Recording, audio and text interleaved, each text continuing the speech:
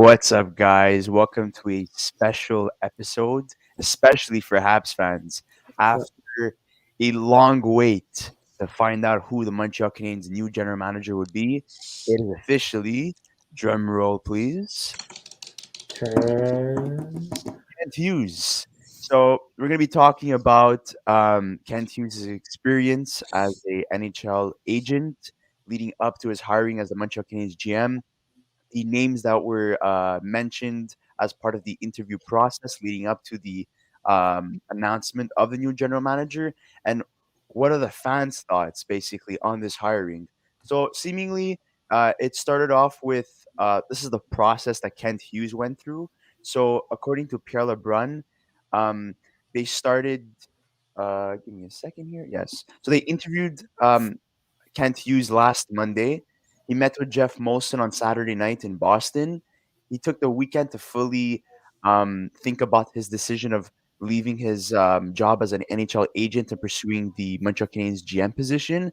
And then on Monday night, they negotiated Which a was last night. contract with the Montreal Canadiens. So now he's officially the Montreal Canadiens GM. It was announced on Tuesday. And Wednesday will be the press conference with Jeff Molson and Jeff Gorton being by his side, and they're going to be talking about what the strategy is moving forward for the Montreal Canadiens. I I honestly, man, I woke up this morning, right? Like there was a lot of rumors about last night potentially being a GM announcement, and that it was the final two race between Mathieu Dash and Kent Hughes, and there was a lot of talk about, are the Habs going to make this announcement? And I woke up this morning and like I freaked out when I saw it. I basically almost dropped my phone because I was like, oh my god. And yeah, it's a great move for the Canadians. I think it's a new voice, and what I like about that, it's a completely different direction. We talk about a team that for 9 years was under the helm of Marc Bergevin and under the same voices and I think we're Oh, losing Luca there for a second, so I'm gonna yeah. take over. diff- So essentially, this is a process that took a while for the Montreal Canadiens. Um, Seemingly, people are asking what is Ken Hughes good at, as an NHL agent. Luca will be joining us shortly. Okay, he's back.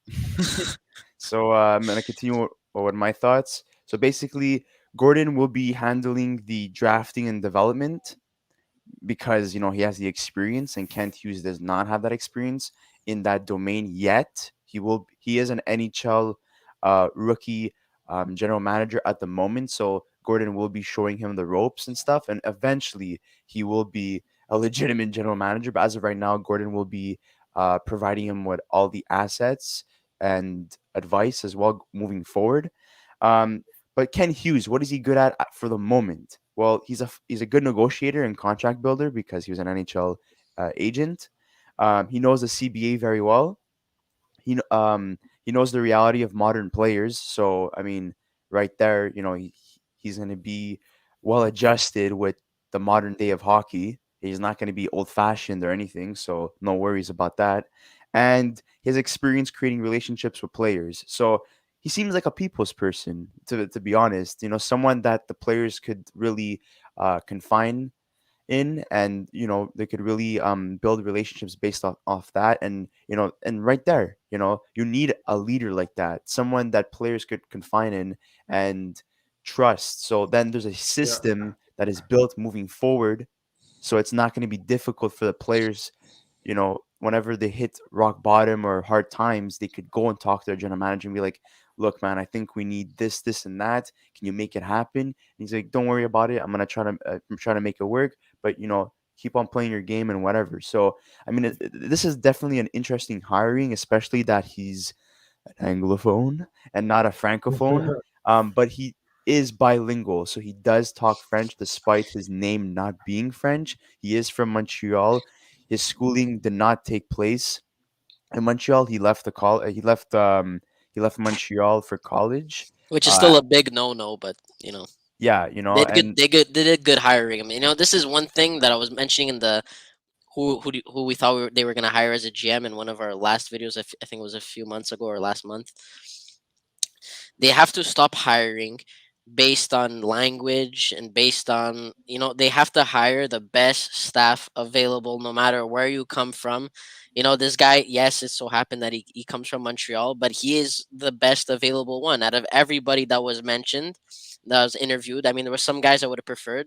Bobby Lou would have been a cool GM, but Kent Hughes, I'm happy with. I would have been happy, honestly, with Mathieu Dash too.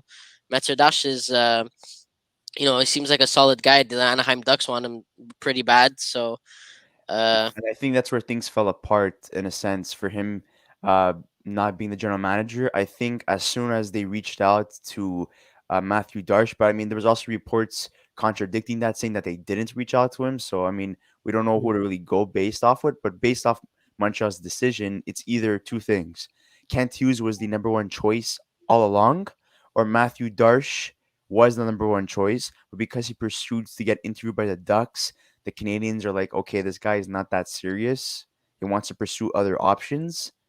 So they're like, okay, let's go with our second choice, Kent Hughes. and There was a long I list of general managers, candidates, sorry, that were interviewed for the GM position. Patrick Roy really voiced his opinion. I wouldn't be surprised if they hired him in at another position in yeah, management. I wanted to talk about that a little bit because like Yeah, there's a bunch of people that are like, oh, he would have been better or whatever. Patrick Roy as a general manager, I stick by it. He is, how do we say this? Like a wild card, I would say. You don't know well, what I the mean, hell he'll do. I He would trade anybody. Suzuki's on up for grabs. Like everyone would be up for grabs with him. he's I too. I would say he's He's too very passionate. emotional, passionate, and he'll do some snappy trades. Like, oh, you know what? This morning I wake up and I got mad because of yesterday's loss. We're gonna trade this guy right away. You know, I he'd be a better suited for a coach. I think that would be really cool. I don't know if that would ever happen, but I liked him in Colorado. I liked, having an. He reminds me of like Tortorella, and the Habs need a coach that it's gonna put these, especially that we're in like a kind of a party city, and like when you're here, like everybody knows you, especially like if you're a Habs player. So yeah. you need someone to put everybody in check, and I feel like he would be a good guy, or an assistant gem. He would be perfect too. Actually, it's just not We'll him calling the main discuss like shots. in a couple minutes. We'll discuss what Ken Hughes needs to do to make the But Canadians a successful team again. But I let's let Luca share his thoughts. I like look like I agree with the Patrick Roy situation. I think when they when there was rumors or talks about him getting interviewed for the job, I was kind of all over the place with it. To be honest, I was like, oh, Patrick Roy, like obviously he's a big name, and we know the history that he has with the Canadians, right? He won a few Stanley Cups here, whatever, as a player, but as a GM and as a coach, like Pizzuto said, it's a bit of a wild card, and he's kind of like all over the place. And I don't necessarily think in the market that Montreal is, I don't think he's best suited for that position. A guy like Kent Hughes is very interesting. He's been a hockey agent before, um, right up until like yesterday, and he's managed some big players in the NHL. Chris Letang, Patrice Bergeron, Anthony Beauvillier, Darnell Nurse, as well as to name a few, Drake Batherson. So he's got familiarities with contracts. He's got familiarities with dealing with contract negotiations and what players want and what players feel and how they feel they're valued and their worth. And I think that's going to go a long way with the Canadians. You've got Jeff Gorton's experience on the roster, right? You've got a guy who's, he was the general manager of the Rangers, and he drafted Kent Hughes' son, actually, Kyle, a couple of years ago as well in the 7th round. So that's an interesting option too, which is kind of funny. And another thing to note for Kent Hughes, his son Jack is actually a draft eligible prospect in the 2022 NHL draft. So that's pretty interesting. He's Considering projected to go in the first round too. So that's if it. Montreal gets an additional first round pick or a couple of first round picks, because they will be sellers at this year's deadline, Yeah. um, maybe they could go and reach out and try to draft him. Well, If he's still available. that's what's pretty interesting, right? And so I thought about this today. I was like, it'd be kind of funny if Kent Hughes, becomes the GM of the Habs and then drafts his son, right? Because he's a draft eligible prospect. But I think with the Canadians, it's a new system. It's going to be a new voice. It's going to be a new way of doing things. And I think if you're a Canadians fan, you got to be excited. And like you talked about the language before, right? At the end of the day, the Canadians want someone who's bilingual. In my opinion, you look at everything that's gone on, they got the best guy available in terms of speaking English and speaking French to the media. I think that's all that matters. His last name being Hughes, because it's not a French last name, people are mad about it. And I don't really Good for understand clickbait, why. though. What? It's good for clickbait. His Of last course, name but Hughes. even at that, like his last name being French has nothing to do with his ability to do the job. At the end of the day, is he able to speak French? Yes. Is he able? Is he gonna be, a good asset to the team? Yeah. So at the end of the day, what matter? Like what? Because his name is not Wimer or something that it's bad. Like I don't know. At the end of the Well, day, as it of doesn't right really matter. now, Twitter's I don't know if it's split or maybe there's majority support and there's some haters. But as of right now, there's a lot of analysts, French analysts and English analysts, having to defend Kent Hughes and bring out all these facts about him just to justify his hiring. That he is a bilingual general manager, despite his name being English. So. And Um, one, he's not You know, only an even English speaker, he's a French there's speaker as well. and there's nothing to justify, honestly. Okay, because like I would have been happy if they would have hired a guy that only speaks Russian. Okay, subtitles exist for a reason. If you're watching TV, just like there'll be Or a subtitles. translator. There's people for that. What so like. If the prime minister like well for an example as the prime minister of Canada, what if he doesn't speak French, there's subtitles at the bottom when you're watching the news. It's the same thing for hockey. yeah. Why is it such a big deal? Because Makes people don't absolute want no to read, sense. they don't want to put the It's extra culture. effort. And so, anyways, the other thing that I find really interesting about Kent Hughes, and it's fascinating, right? His son plays for Northeastern, which is a Northeastern university, and there's the Canadians have two prospects for that university as well: Jaden Struble and Jordan Harris. And there was a lot of talks about Jordan Harris potentially not signing in Montreal. Well, now because of the fact that Jeff Gorton's got the familiarity with Northeastern, and now Kent Hughes having his son play for Northeastern, maybe there's a possibility that they can convince Jordan Harris to I sign in think he Montreal. will end up signing not only because of who they've hired now, the Montreal Canadiens in management roles, but also because with Jeff Petrie possibly being traded because he's not happy anymore. It's so Yeah, obvious when you look at the whole situation. and even just watching Um, the games, you look at Shea Weber, he's gone, he's I not mean, coming he's back. retired basically. Sherrod's yeah, being traded, so that leaves you just Edmondson, Sami Niku, unless they trade him too. Romanov, Guli will be with Wardman, the team next season, Norlinder. and a couple more notable names that might make the jump. So right there, it opens a spot for him to jump into the lineup, and play those minutes. Whereas if you go to New York, he's playing behind Adam Fox, for example, or if he goes to, let's say, Boston, he's going to be playing behind Grizzlick and McAvoy. yeah. Even though they need defense badly, I think staying in Montreal and signing a contract with them makes the most sense for him moving forward. And having Ken Hughes, who's known for negotiating like contracts and stuff, yeah, I think that's going to be a huge factor for him signing a contract with Montreal. And also for free agents during the off season.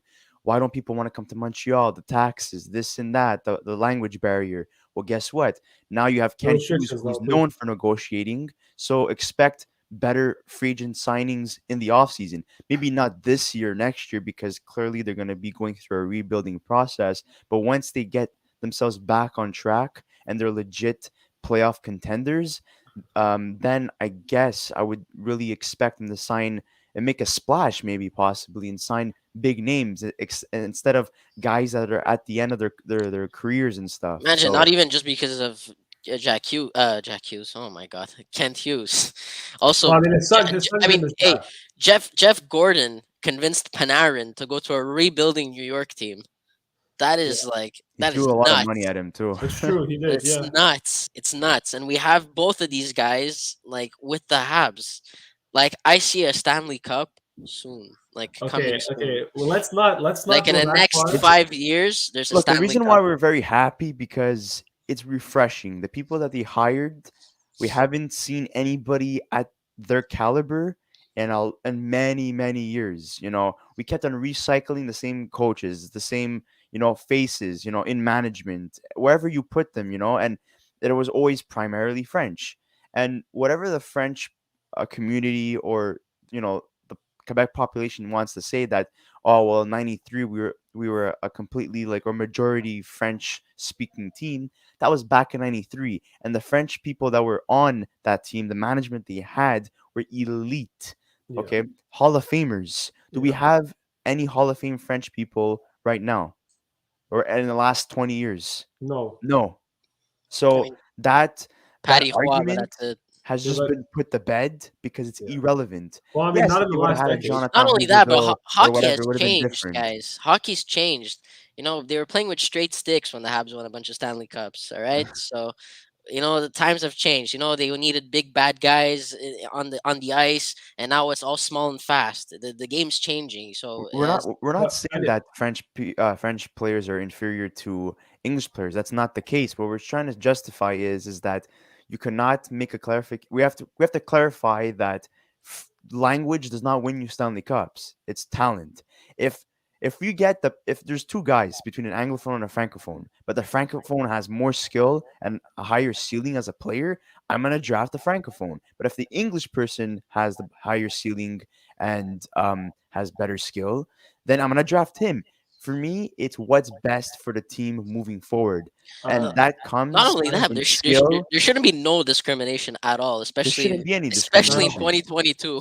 There's Like, a lot I, of there's a lot shouldn't of exist. English Montreal speaking fans, and they're reading some comments on Twitter that I was reading before, and they were saying like, like we don't have a problem with French people or anything, but like, why do the French people have a problem with us? It's not fair because we're fans. You're fans. We should be anyways, working and I think celebrating together, watching the games together. Why is there this invisible wall, this division among us for no reason, just because of language? And you know, and that's horrible in my opinion.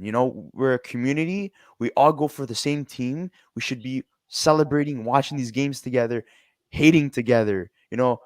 We're a family essentially. The Montreal Canadiens are a family, and it stems down from management to coaching staff to players to the fans, and we have to go through the highs and lows together. So, I always was for the inclusion, no matter like who you are and where you come from.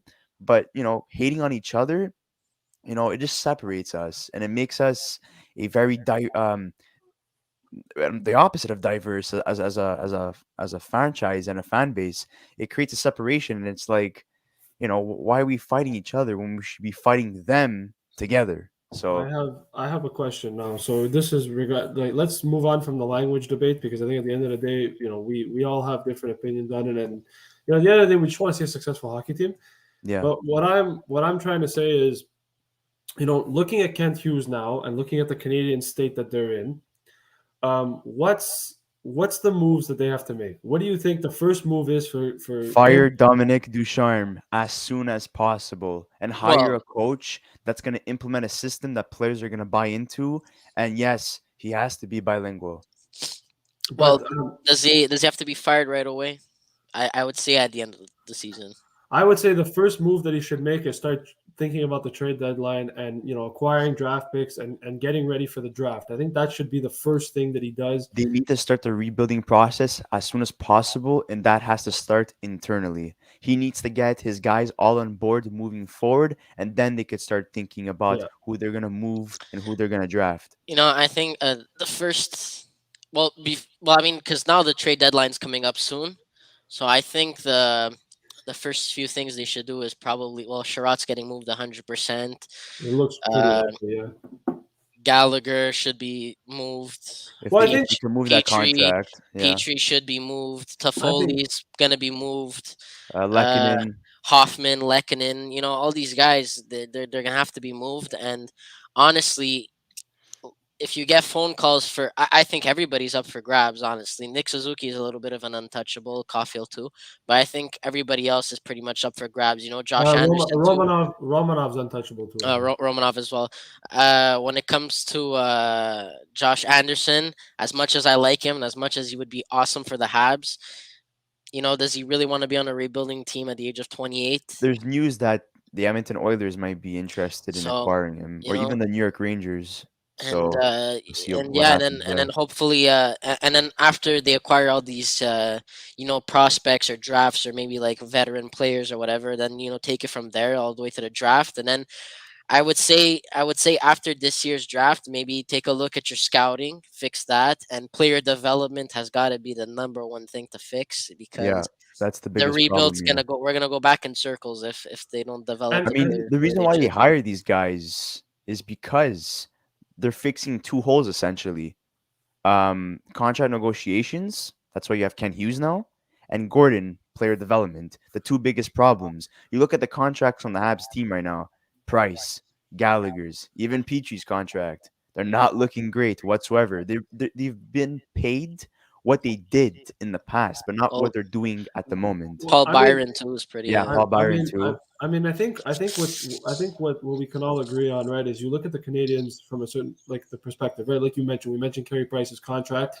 That's a contract where now if the Canadians want to rebuild, it's going to be tough to move him, and I think it's going to be tough to move him in the sense that because of the fact that he gets paid all that money, but also because he hasn't played a game this year, right? And I think for the Canadians, it's going to be about trying to figure out what's going to be the situation with Carey Price. What's going to be the situation with Brendan Gallagher? Is Brendan Gallagher going to be willing to have a rebuild? Is a guy like Jeff Petrie going to be okay with Jeff being Petrie is bad? already he already isn't Yeah, okay with but the what I'm team. trying to say is, I think like Chris said, it's more of a situation where yes, they gotta make trades or whatever, but I think they gotta get their management staff in order, and that starts with the coaching staff. And if Dom Ducharme isn't able to figure this shit out, or if he's not the right guy for the job, which he isn't, I think he needs to go right away as well, because I think you need to bring in a coach that's going to develop the Caulfields, that's going to develop the Palings, that's going to help the guys like Jordan Harris and Gouli and Romanov make it into the NHL and stick and be really good players. So Maybe they should go steal Joel Bouchard from the Ducks. That's what they should Yeah, do. because I don't apparently know. Dallas Eakins is doing really well there. So he went there with the intention, Joel Bouchard, that he was going to take Dallas Eakins' job by the end of the year, right? Or by the end of his contract. But essentially now, because Dallas Eakins, all of a sudden, he's doing well with the Ducks, now Joel Bouchard is stuck once again being the coach of an AHL team with not really any hopes of jumping into the NHL. But now with Yeah, the job vacancy, or the job position being available once again in Montreal, now that's a different story. And when it comes to player development, if that's the route that we're going now with Gordon and Kent Hughes, well, who's better than development that we've had in Montreal the last 20 years? That's Joel Bouchard. You look at what he's done with Paling. You look at what he's done with Jake Evans, even to Yolonen to a certain extent as well. We've seen how good he's played Yolonen. this season. Yeah. Well, I So So think certain sorry names there that he about developed. we mentioned before that the Habs would be difficult to trade Carey Price. If we trade, uh, I'm not counting. I'm excluding Brendan Gallagher and Toffoli from this, as well as okay. Jake Allen, because like there wasn't really that many rumors about them, but it's more about the other guys. If we trade Josh Anderson, Hoffman, Armia, Aturi Lekkonen, Petrie, Sherratt, and Kulak, we're gonna have $17 million in cap space available if But we I think, trade all those guys and only get draft picks in return. So I mean, like, but there's some, anyways. But There's possibly what new I'm saying is, prospects involved too. a rebuilding team, they'll be able to hold at least 50% of Carey Price's salary, 100%. I think what's interesting though too, and this is the thing with the Canadians, right? The biggest contract when it comes to rebuilding now, or if they do decide to go the rebuild route, which looks very likely, is the Carey Price contract. If Carey Price is willing to rebuild on the Canadians, which I don't think he is, but if he is, right, you won't necessarily need to trade him. And the reason why I say that is because the Canadians, you look at the team on paper, right? Regardless of the fact that they're playing bad this season and they're struggling. If the Canadians get a coach that's able to coach this team the right way and play a style that works for this team and make them play fun and entertaining hockey, the rebuild process can be sped up. What that means is that you don't necessarily need to rebuild fully. Yes, you do need some type of rebuild. Yes, you do need prospects to come in. Yes, you do need, to to have a situation where the young guys are playing. That's why I think next they should get rid of all the guys like Petrie and Gallagher and Toffoli and Hoffman, all those guys that are, still good players and can get you actual assets. But if you want to keep Carey Price, he's going to help you speed up that process because he's going to be able to help the young guys and still give you a chance to win every night, which is what Canadians fans want. So there's no dire need for trading Carey Price. It's an option, and it's definitely something that they should explore. But for the Canadians, at the end of the day, it's about figuring out, their prospect pool and drafting the best player available and developing the young guys that they have. What See, they're I, gonna have to I do. disagree with that part. Sorry. Can I? Yeah, you go, Right. you go. Guys, $10.5 million till he's 40 years old. All right. Yeah, but the Habs are not So in cap trouble anyways. If you yeah, trade but some guys, you're not in cap trouble anyways. let me finish. Okay. He should be winning a Stanley Cup at this point. I I Well, he highly should have doubt won the Stanley he Cup should by have won. now. I highly doubt that he wants to stay. And if he does, I would still disagree with that because I would like to give playing time to some goalies that deserve playing time and deserve development, which they're not really getting at the moment. And for You know, years, you know how many goalies we lost in the system due to the fact that they had to take Carey Price's job, and none of them were good enough to do that because it's Carey Price. But Let's not get out of hand here, right? So a lot of goalies were lost or not developed properly because Carey Price was the Montreal Canadiens I goaltender, and beating I out Carey Price is like nearly impossible. So moving forward with Carey Price, the fact that he was able to tell Marc Bergevin during last offseason that, you could expose me, and if Seattle picks me up, they pick me up, whatever. But like, let's try to do this in order to save Jake Allen from being picked up. There's somewhat of a willingness that, I'm okay with leaving the Montreal Canadiens if I really need to. And now with Kenny Hughes and Gordon being at the helm of Montreal's management, I think there's going to be a meeting taking place either as a team or individually with players, asking them, "This is what we're doing right now. We're going to be going through a full rebuild. Are you down to stay? Yes or no?" And here's a list of names that we want to keep moving forward. These are the list of names that are potentially going to be moved because we need prospects and assets in order to start the rebuilding process. And there will be a coaching change moving forward. yeah. And there's going to be a long list of players that say yes, and the other half is going to be saying no. And So honestly, out of all the veterans that I see that are on the team right now, all of the ones that have a bad contract, Gallagher would be the only one I would see staying because he could be the potential new captain of the team for now. I That's what I think. I think look, the thing is, right, and I kind of agree with that too, and I like your points too. And I think for if you're Montreal, if you have to trade everybody else, trade everybody else. It doesn't matter if you have to trade Toffoli, if you trade Hoffman, Drouin, whoever it is that you want to get rid of, you get rid of. Joy Like, staying though. Carey Price, yeah, whatever. I think Drouin is going to stay. But whatever ends up happening, the Montreal Canadiens need leadership, right? Carey Big Price time. was that leadership. He was part of the leadership group, same with Shea Weber and whatever. Brendan Gallagher is a big leader for this team. He's been there since 2012. He's been a big part of this team moving forward. He's captain material, in my opinion. And at the end of the day, for the Canadians, they still need to keep some type of leadership. Obviously, Suzuki is developing into a leader, whatever, but they need to have that guy. So if they're willing to, get rid of everybody else, and if Brendan Gallagher is willing to accept a rebuild, but still be competitive and still try to win games, because at the end of the day, you can still rebuild and win games. Look at the Anaheim Ducks. The Anaheim Ducks are a perfect example. They're a team that's rebuilding, but they're still winning games Oh, because I'd say why? even the Detroit Red Wings as That's well. it. They're They're, doing pretty they're well this still season.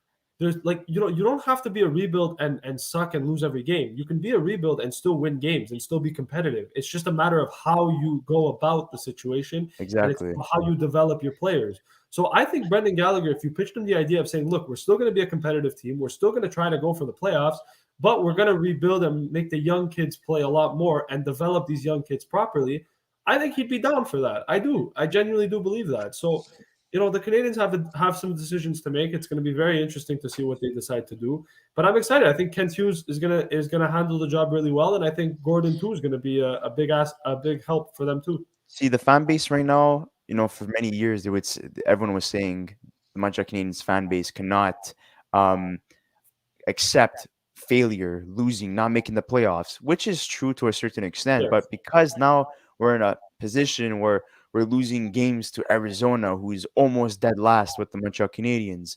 Um, the Montreal Canadiens are dead last. There's all these injuries. There was a huge um, you know, controversy with Kokaniemi during the offseason. Will he sign or not sign with the Carolina Hurricanes? Also, Philip Dano wanting out of the Montreal Canadiens. Shea Weber Yeah. retiring, not officially but unofficially. Carey Price needing to take time off.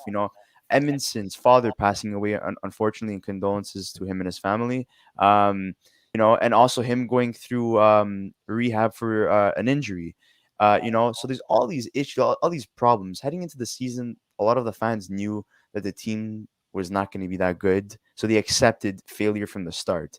The thing was is that people didn't know they were I going to don't be think this so. bad and be dead last, and that falls onto the coach. It falls onto the GM not being able to uh, repair the holes that were left by the players that left, and also player development as well as a problem too. Yeah. So moving forward, I think now the fan base has fully accepted that the team needs to rebuild in order to get back to their winning ways. Whether if they have French superstars or English superstars or Finnish superstars, they need young talent We need ASAP. a superstar. That's all. They I need don't a care who it superstar, is. anyone, and they need, and you look at teams like Pittsburgh, you look at teams like Chicago, how they became dynasties. Well, they draft generational talent. And does Montreal have generational talent on their team left, apart from Carey Price? No, they do not. So this year's draft, next year's draft, and possibly in 3 years, that draft too, they need to find ways to draft generational Or talent not moving only that, forward. but like find some gems. Jake Evans was what, a seventh round pick, fifth round, something like this. He was very low. Your seventh, yeah. Look how great he is. That is great development. Gallagher's another great example. They drafted him in the fourth round or third. I think it's It fourth. was fourth or fifth, if I'm not mistaken. He's an insane play. Well, I mean, he was. Now he's like Yeah, kind of declining, but he yeah. was a great player for years. Like great player. PK Subban was drafted in the third round. He's a great player. What the hell has happened? I have no idea. Like I really don't. Yeah, the Uh, team, like development wise, like we've mentioned before, has really declined immensely over the last decade. And people they were always trying to find patches all the time. Let's plug in this guy here and there and whatever. But it was just never good enough. You can't if you want to win hockey games, you don't find patches. You find long term players that are going to stick with the team for many years and be contribute to their success. And unfortunately, they haven't got guys like that from their prospect. We look at the Montreal's first round picks the last 10 years. How many are left? None. I can count on my fingers how many are left.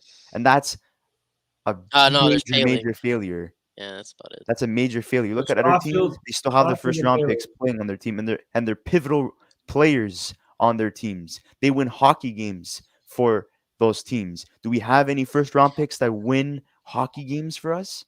No. So that's a major problem that needs to be addressed by Hughes and Gordon moving forward. But we want to hear from you, Habs fans. You know, what do the Montreal Canadiens need to do moving forward? Who should they hire as a coach? Because we know Ducharme's gone. He's not going to be staying here any longer. And the Habs There's have no part. 40 plus games left. There's no way Ducharme's going to be kept on moving forward because that's Uh, just ruining the Likely. development of Suzuki and Caulfield and Romanov and Paling. And you need to start the rebuilding process as soon as possible. You cannot get a coach and expect him to implement a new system at the beginning of next season because then they're not going to be buying into the system right away. It's gonna take a long time. There's a transition period whereas if you start now, at least the players have time to adjust. And we're talking about the players that are going to stay, like Suzuki, Caulfield, Romanov, Paling, Evans, and potentially maybe even Gallagher, Drouin. And then the rest are going to be moved either at this trade deadline or during the off season. So this is going to be a busy 2 years for the Montreal Canadiens moving Or forward. next trade deadline too. Yeah. Before we end, hypothetical question. Well, probably it won't be hypothetical. The Habs get the first overall pick. Who are we picking? Shane Wright. I End of think it's gonna story. be Shane Wright. Oh God, guys. As much as I'm kind of like split on the decision right now because he's having a really horrible draft year, It's not and I've horrible. never really It's just seen not. a first overall draft pick struggle this much in his draft year before. It's kind of scary to see as a Habs fan. You're like, oh my god, we're gonna draft that kid. But I think ultimately it's gonna be Shane Wright, and because we're so focused on player development, and we have two guys at the helm that are gonna pave the way for successful player development, I think him coming here at the Habs is a good fit.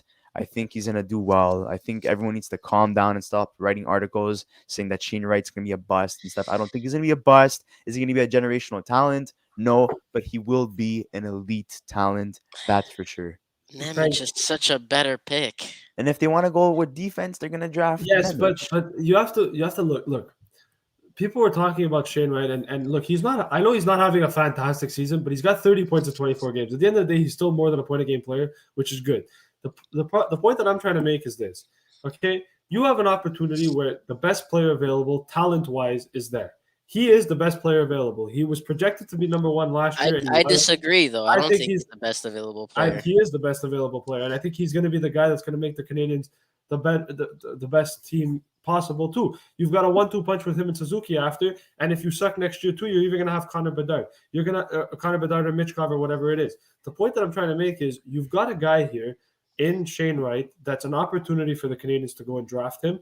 I think you don't pass up on that opportunity. Regardless of what people say, look at Jack Hughes. His first 2 years in the NHL, he struggled. This year, he's playing really good.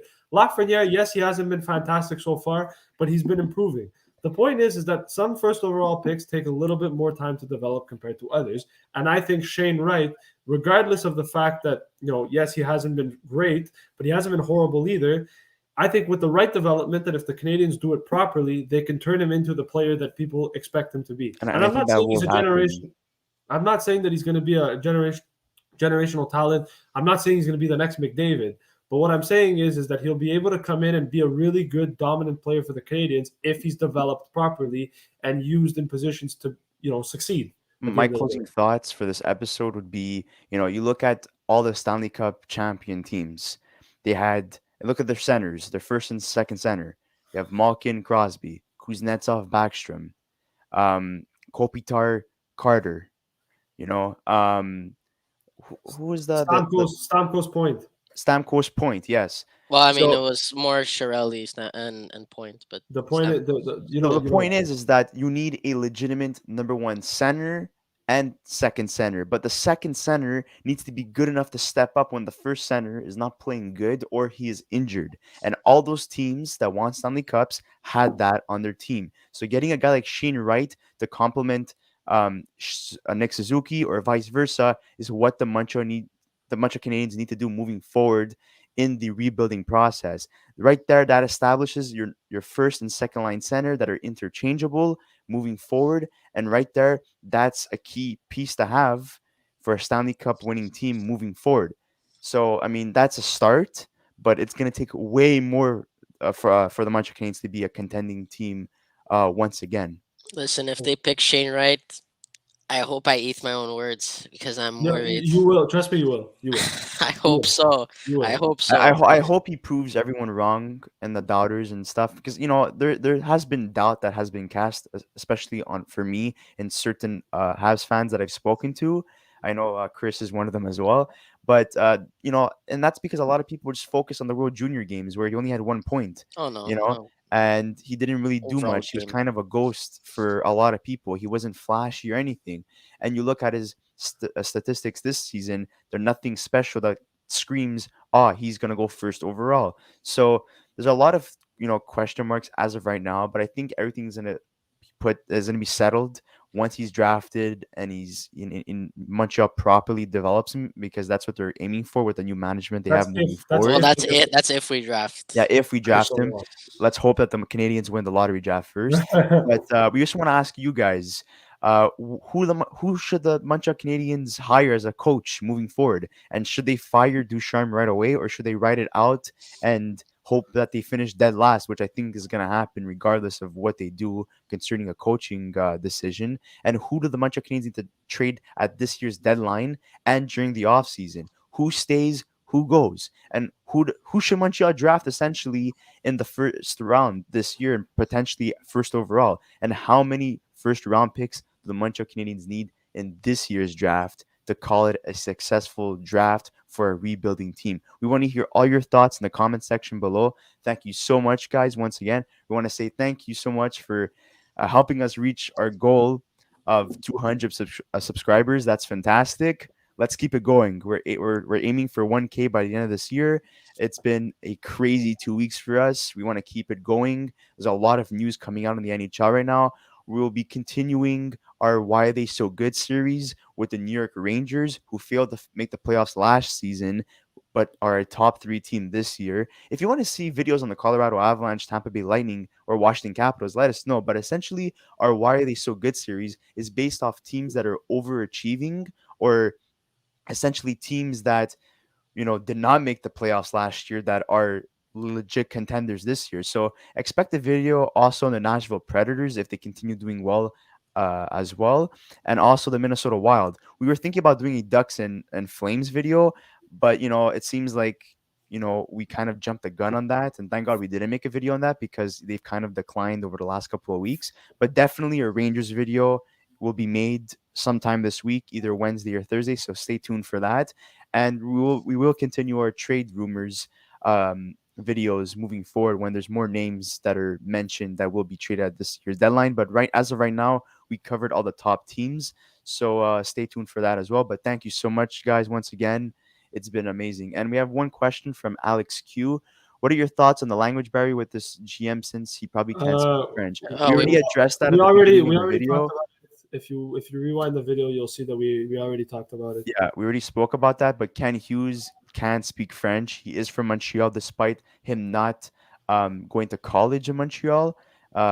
He is bilingual. Yes, he is an Anglophone. His name is Ken Hughes. There's no French to that name whatsoever, but He he speaks does French. speak French very well. Chantal Maccabé did address in a tweet earlier this morning that he is very capable of talking in French. She had a conversation with him in French, and he seems like a nice guy.